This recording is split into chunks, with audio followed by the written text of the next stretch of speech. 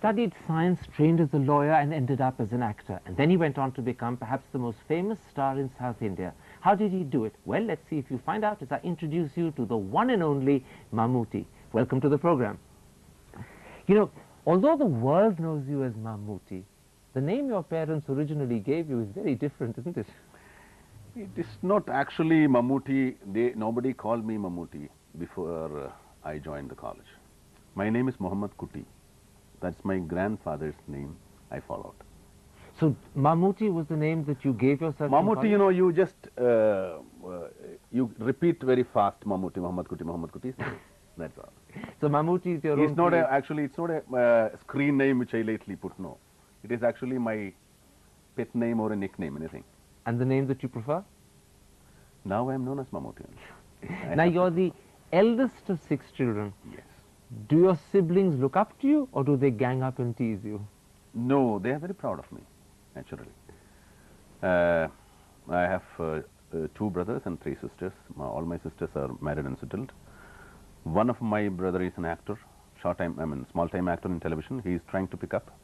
Another actor, both of them are producing television serials and all.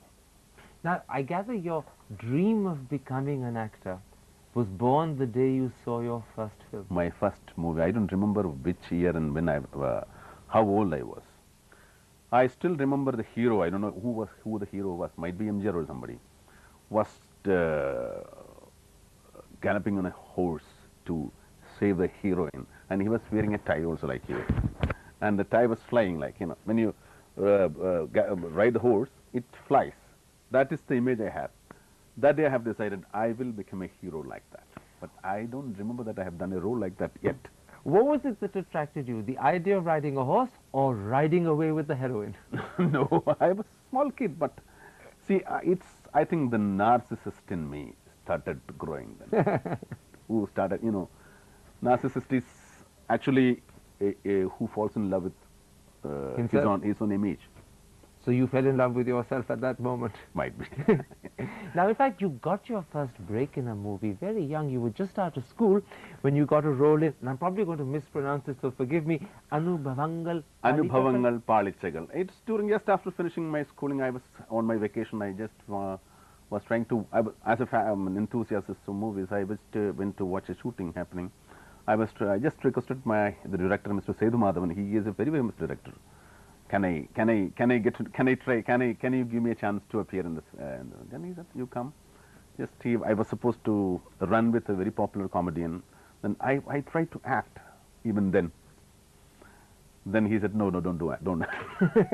because I was very new to the sunlight and they were keeping very strong reflectors, being black and white films. And I could not open. I was keeping like this. And he said, don't act. He thought I was acting because the scene was a little emotional.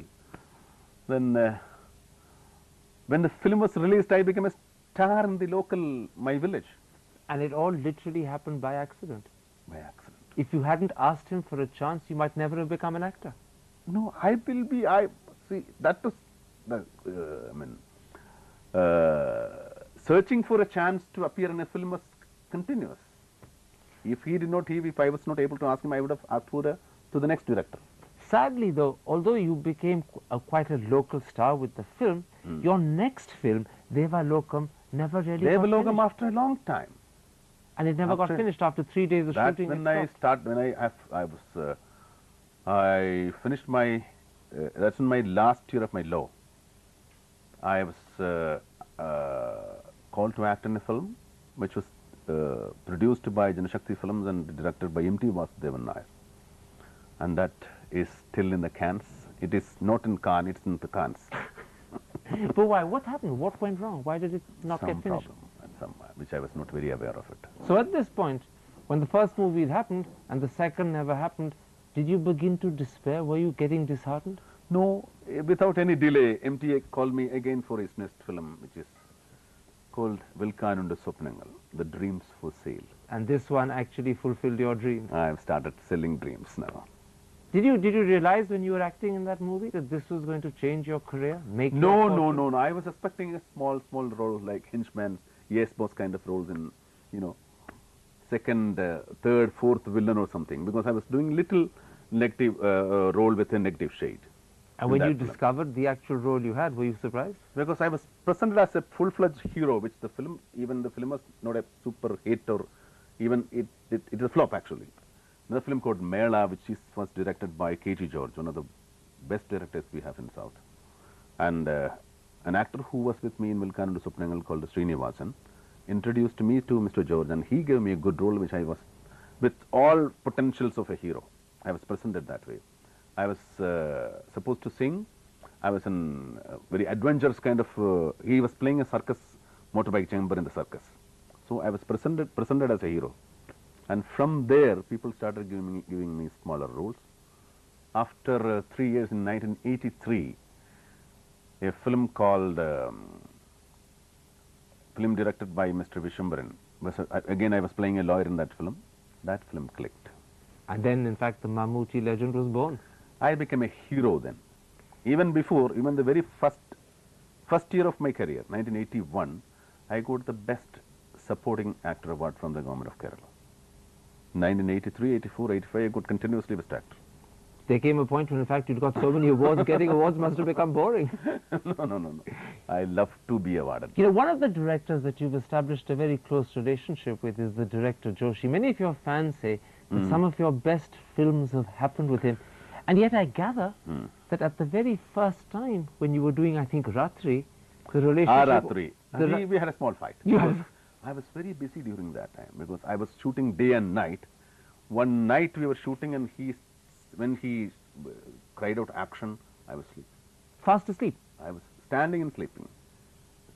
And what did he say? He said, pack up. When I got up, when I came to know that, I just went to his room and said, I'm sorry, and apologized to him. Now we are very close. No hassles. So this great relationship could have ended with a little accident at the very beginning. Accidents have featured in your life quite regularly, haven't they? It happens too. You know, when one looks at the graph of your career, it's a steady line climbing upwards.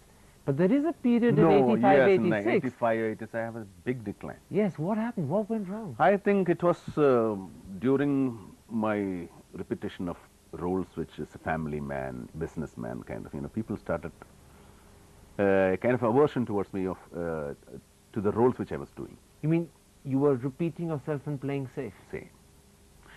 So from there I started reinventing me. I got a chance again with Mr. Joshi in New Delhi. That's the new start. Actually, I started as an actor from there only. You said something very interesting. That's the point when you began reinventing yourself. Reinventing means, see, as an actor you have been doing something, and you have to rewind and see what have you done. Then you can correct yourself and you can reinvent what again you can do, what else you can do, whatever you can do. So every movie that Mammooty makes has to be not just different, but another challenge. Another challenge. No, see, what I feel is, whenever I do a film, whenever I accept a film, and one of my very close directors, like Mr. Satyan Andikad, used to say, whenever you sign Mammooty, he will not let you sleep.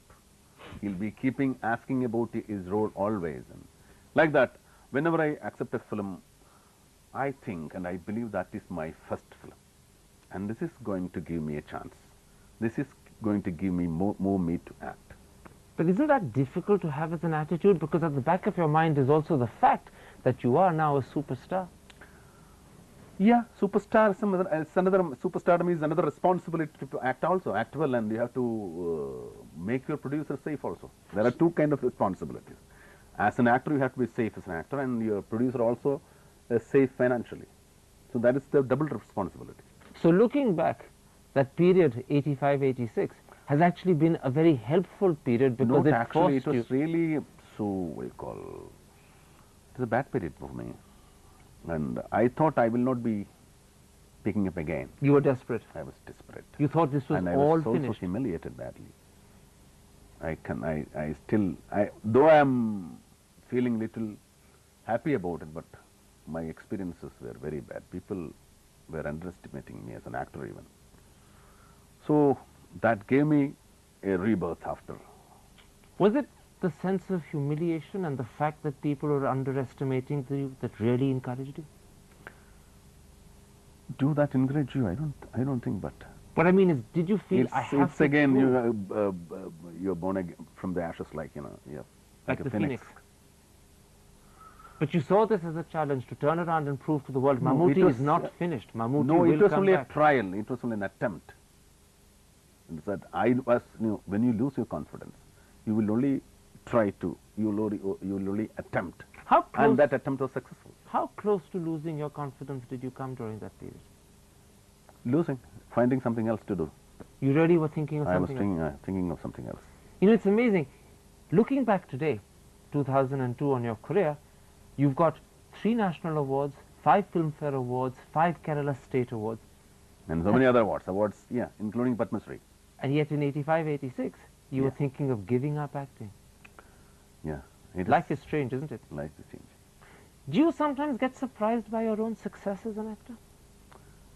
Yes, of course. I'm not mentally prepared to believe where I am. So that I don't behave like a star. I don't feel like a star that I have this and I have that. But even then people won't believe that I am very lenient, I am very polite, I am humble, but people said I am jack-headed. You're determined to just be a But I am normal very human sincere. being. Yeah, I am very sincere to the profession, dedicated. I am passionate, I love, I am mad, I am crazy about acting. Is that the secret of your success? The passion? I don't say that, but I cannot find the secret, but I have the passion in me. I still feel, my urge to act in films, I urge to be an actor is not dying.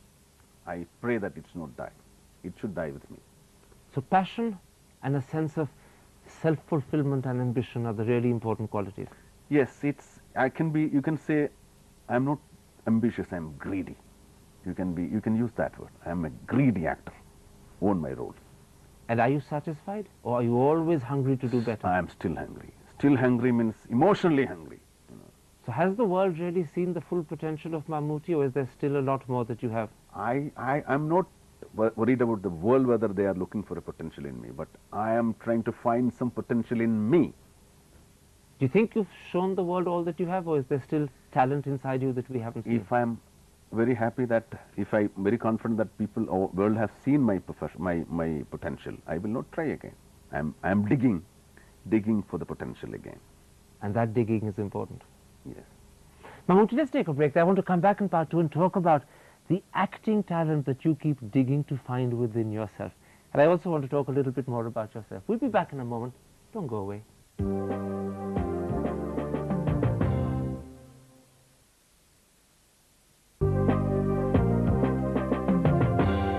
Welcome back. My guest is the incredible Mammooty.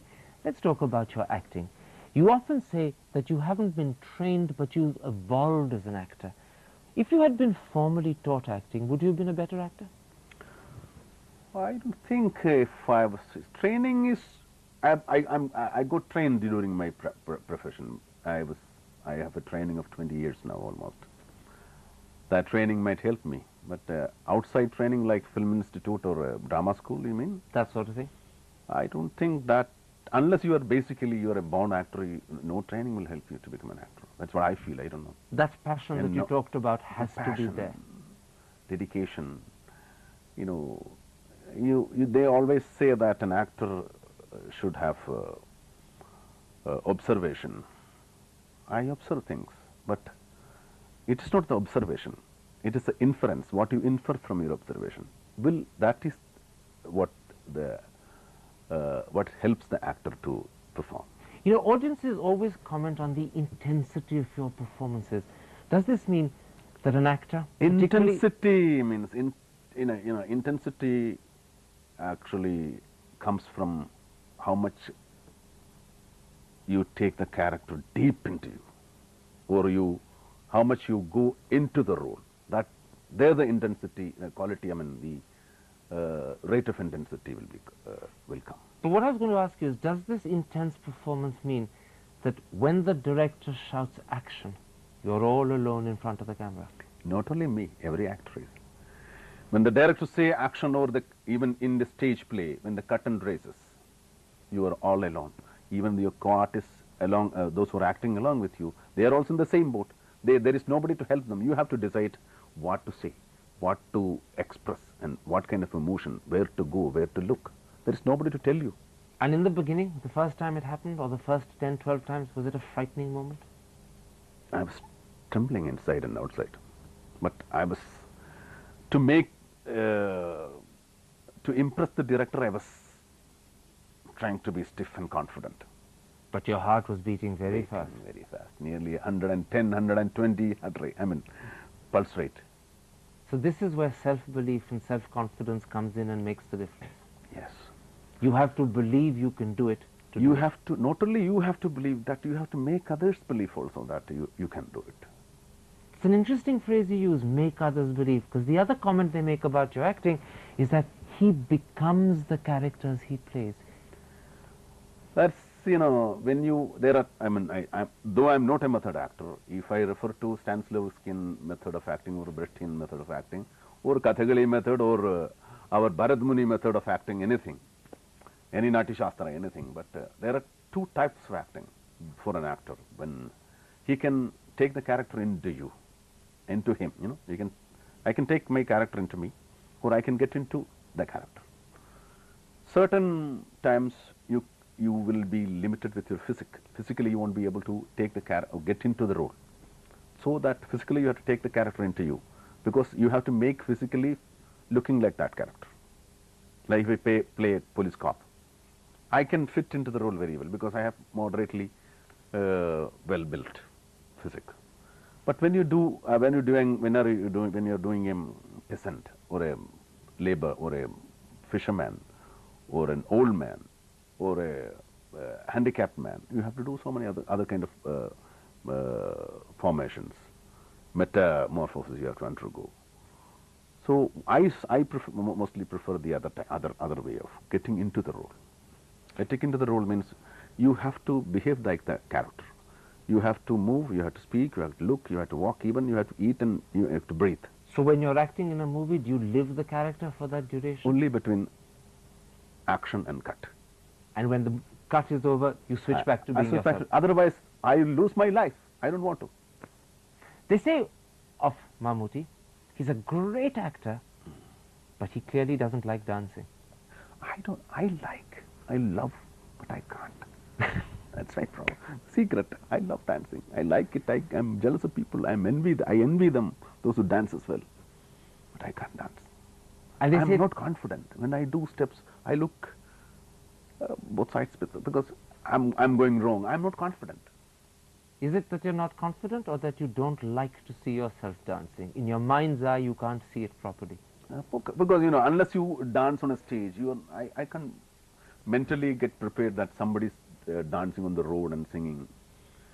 I feel it's from the very beginning I thought it was unnatural, so I was not keen on that. What about something else? Your performances are deeply intense, full of passion and full of depiction. Are you good at comedy? Still, that timing I'm not getting. But I can do comedy, which is a realistic comedy. But slapstick you can't? I cannot. I do comedy. I cannot play a fool. I cannot play an idiot. No, I cannot. I don't know why I'm not liberal to that kind of things.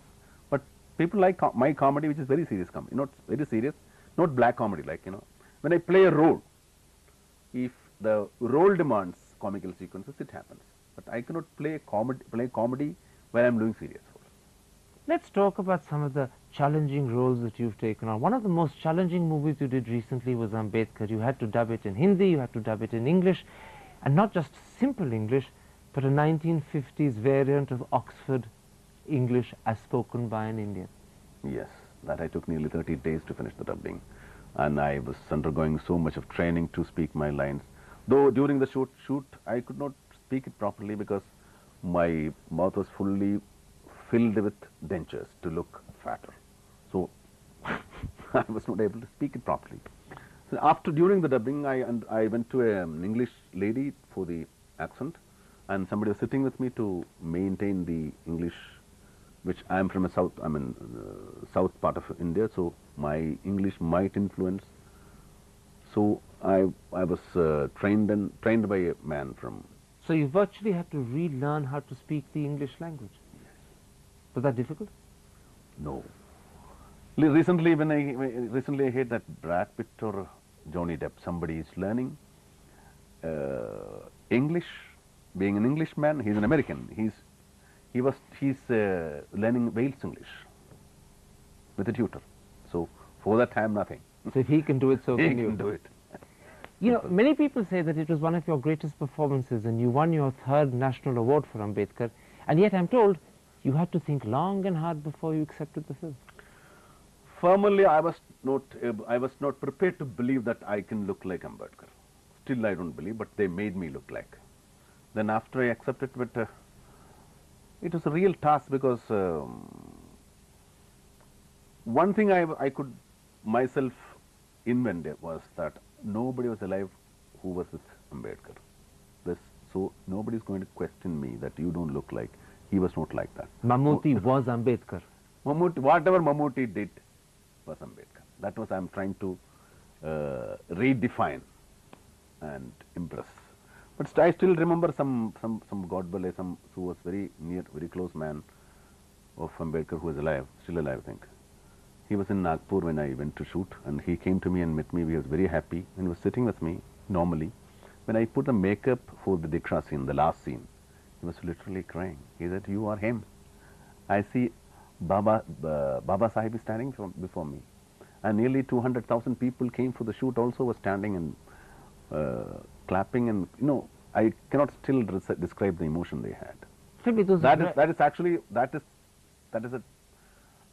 That is what I got. Those are rare moments for an actor when people actually who knew the real person fully believe that you are that person again. When that happens, what does it feel like? I don't know what is it. It's not for me anyway. It is for him. But it's also a compliment to the extent to which you can become him. Yeah, maybe. Well, that's very little. All compliment, all devotion, everything was for Ambedkar himself, not for me.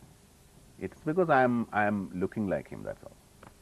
So you're determined to say that applause was for Ambedkar, not for Mammooty's acting. Acting, maybe. Okay, if I act well, people definitely applaud. But that 200,000 people were not expecting Mammooty on the stage. They were seeing Ambedkar again. This is, I suppose, what you mean when you said earlier, I'm determined to keep my feet on the ground and keep myself humble. When you say truth, you cannot say that you're humble. It's true. I believe so. I don't take that credit to me. Mammooty, a pleasure getting to know you. Thank you for this wonderful interview.